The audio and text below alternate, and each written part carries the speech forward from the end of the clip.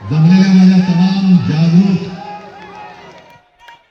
देशभक्त आणि खऱ्या मतदार बांधवांनो, भगिनींनो आणि मातांनो, माझ्या आठवणीप्रमाणे संयुक्त महाराष्ट्राच्या नंतर महाराष्ट्रामध्ये सर्व राजकीय पक्षांची एकजूट पहिला प्रथम झाली असेल.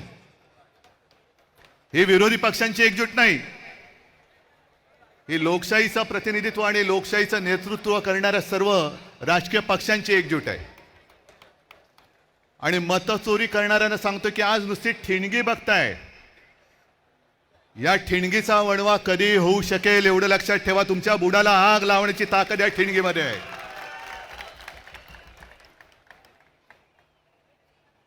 मध्यंतरी एक मी शब्द वापरला तो गाजला. कोणता शब्द तुम्हाला कळेल? शोलेमध्ये एक डायलॉग आहे, दूर गांव में जब आधी रात बच्चा रोता है तो माँ कहती है सो जा नहीं तो. तसं आज तुम्हाला सांगतोय की आता जागे झाल्यात, जागे राहा, नाहीतर ॲनाकोंडा आ जाएगा. या ॲनाकोंडाला आता आपल्याला कोंडावंच लागेल, कारण नाहीतर हे सुधारणार नाहीत. मला एका गोष्टीचं आश्चर्य वाटतं की एवढ्या सगळ्या धडधडीत पुरावे आज राजनेता किती डोंगरच आहे तो, रोज कुठून ना कुठून तरी पुरावे येत आहेत, तरी सुद्धा आपले राज्यकर्ते आणि निवडणूक आयुक्त कसल्यांचे नोकर आहेत. आणि यांची खाका, मी ॲनाकोंडा का बोलतोय, काहीतरी गंमत किंवा चेष्टा मस्करी करायची म्हणून नाही बोलत आहे. यांची भूक शमत नाही. आपला पक्ष चोरला, निशाणी चोरली, नाव चोरलं, अरे माझे वडील चोरायचा प्रयत्न करतायत आणि तेही पुरेसं नाही म्हणून आता मतचोरी करायला बघतायत.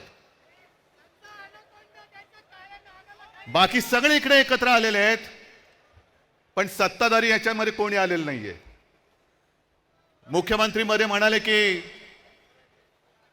लोकसभेच्या वेळेला राजकीय म्हणजे आमच्या विरोधी पक्ष म्हणजे आपण कोणत्या मतदारसंघात कसा लाभ घेतलेला आहे याचा पर्दाफाश मी करेन.